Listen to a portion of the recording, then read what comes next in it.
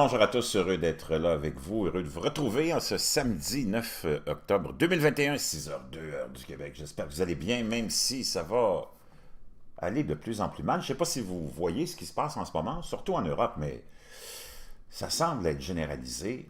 Mais ça nous étonne que ce soit rendu en Europe et dans nos pays, à nous, le Québec, le Canada, les États-Unis, une polarisation de la population extrême, mais extrême. On le voit en Europe, on est presque incapable, partout où il y a eu une élection, de former un gouvernement majoritaire.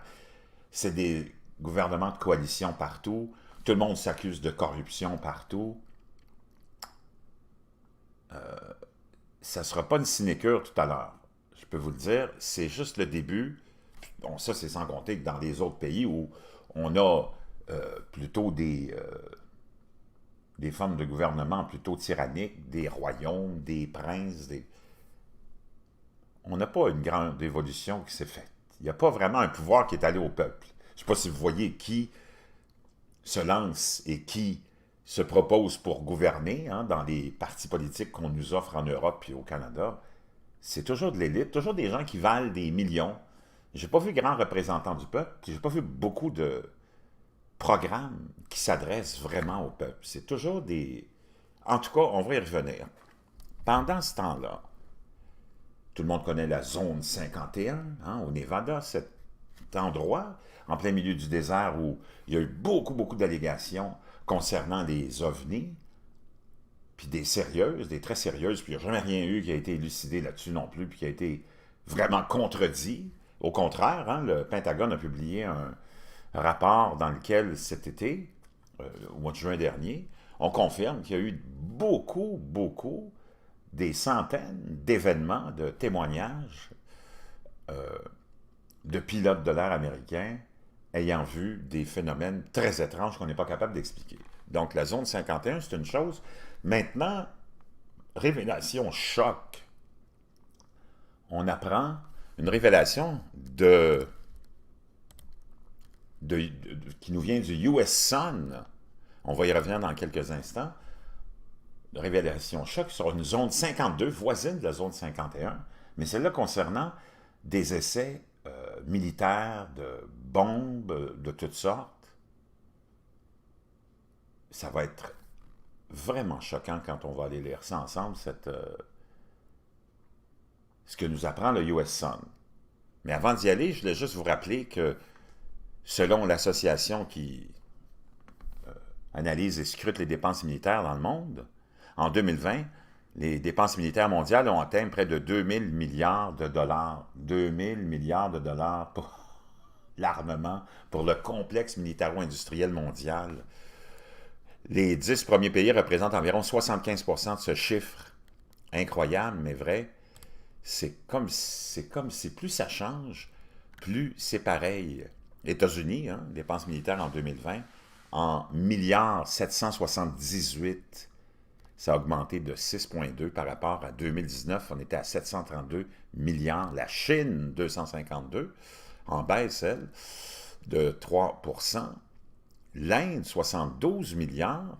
La Russie, 61, le Royaume-Uni, 59, et ainsi de suite. La France, 52, une augmentation de 5% par rapport à 50 milliards en 2019. Je vous laisserai ça dans la boîte de description.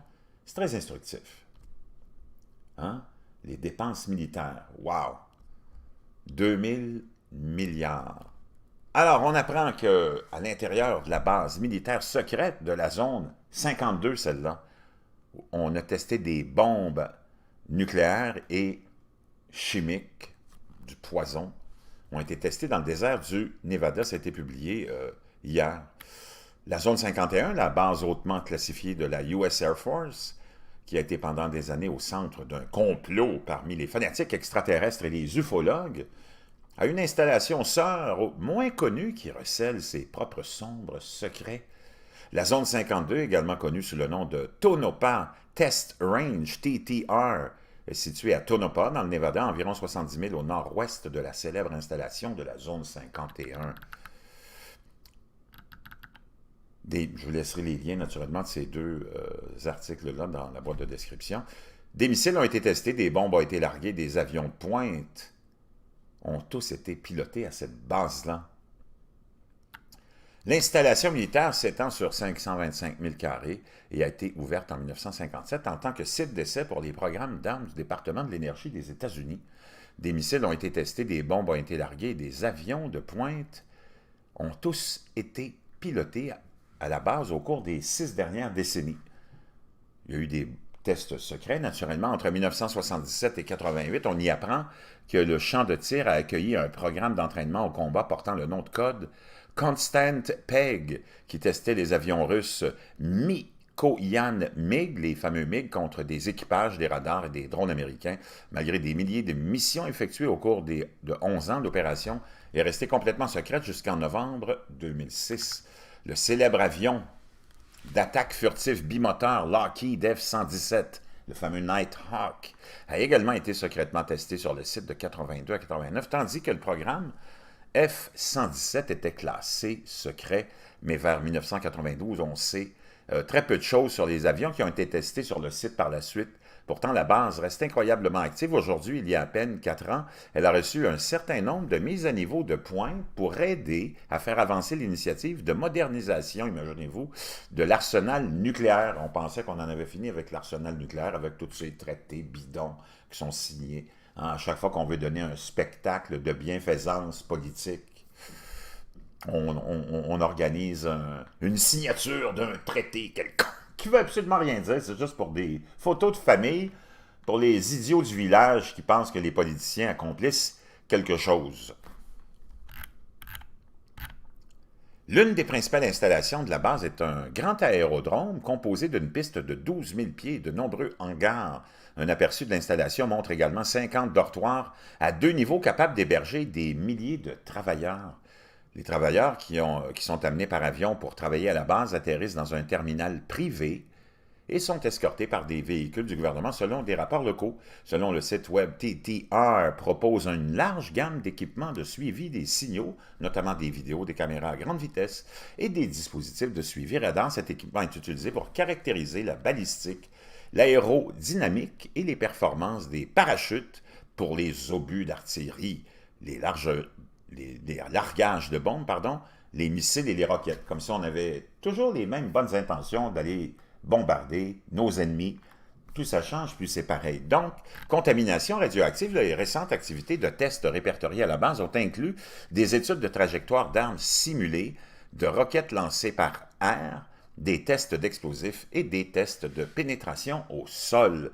Une grande partie du site serait actuellement interdite en raison des contaminants dans l'environnement et le sol à la suite des décennies, d'essais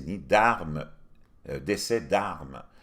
Le ministère de l'Énergie a déclaré qu'il tentait de décontaminer le site depuis un certain nombre d'années via ce que l'on appelle le Soil Sub Project pour déterminer les niveaux de contamination des sols résultant des essais d'armes nucléaires menés en 1963. Ces tests de 1963, organisés entre les États-Unis et le Royaume-Uni, étaient connus sous le nom d'opération Roller Coaster, montagne russe, et évaluaient la distribution de particules radioactives dans une bombe sale. À plusieurs reprises, des projets noirs, dits classifiés, sont passés de la zone 51 à la zone 52 pour être achevés, comme le programme des fameux F-117 Nighthawk.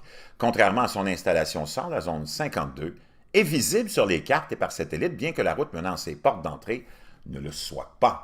Cependant, tout comme la zone 51, qui pendant des années, les spécialistes des ovnis ont prétendu était en fait un laboratoire de recherche extraterrestre, la mystérieuse zone 52 s'est retrouvée au centre d'un certain nombre de conspirations. Le théoricien du complot à la retraite, devenu pilote de la CIA, John Lear, a affirmé dans une entrevue en 2007 qu'un dispositif nucléaire avait été utilisé pour créer une chambre secrète géante sous le site capable d'héberger 25 000 personnes. Lear a affirmé avoir entendu parler de l'existence d'un bunker, du bunker en question par un chauffeur de camion de ciment qui avait travaillé sur le site. Il a dit qu'il faudrait 4 heures pour atteindre le fond, vider le ciment, puis remonter. Puis pour une raison quelconque, il a disparu de la surface de la Terre. Après nous avoir raconté cette histoire, déclaré John Lear.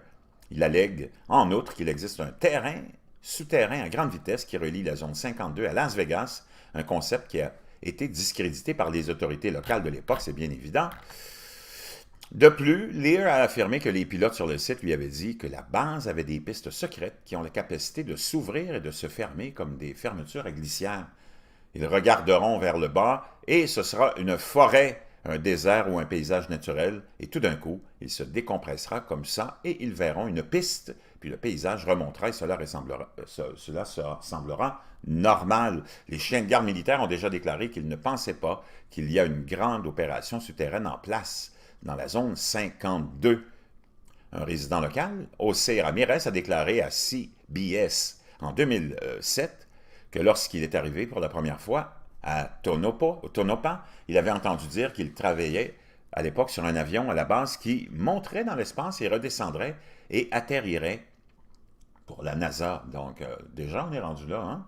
Il a également dit qu'il avait 2 membres de sa famille qui travaillaient à la base, mais qu'il savait mieux que de leur demander quel travail. Il ne fallait pas qu'il leur demande quel travail il faisait. Donc, vraiment intéressant. Je vous laisse ça dans la boîte de description. La zone 52, pour toutes les bonnes intentions de nos dirigeants qui, encore aujourd'hui, dépensent 2000 milliards de dollars à travers le monde pour la défense nationale. Je vous reviens.